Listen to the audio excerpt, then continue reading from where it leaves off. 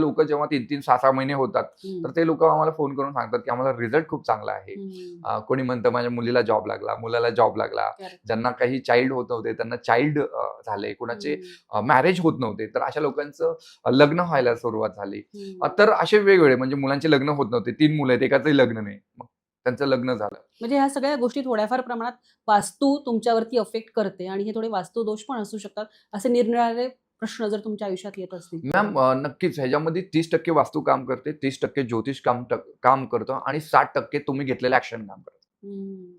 म्हणजे हा हे सगळं 60% वास्तू दोष किंवा हे सगळं नाही, तुम्ही जे आता म्हणता कर्म, तुम्ही घेतलेली ऍक्शन ती पण काम करते येस. त्याच्यावर. जसं मी म्हणलो ना, की वास्तुशास्त्र हे 30% काम करतं. कारण तुम्ही समजा आपण 24 तास आहे. 24 तासामध्ये 8 तास घरात असतो. करेक्ट.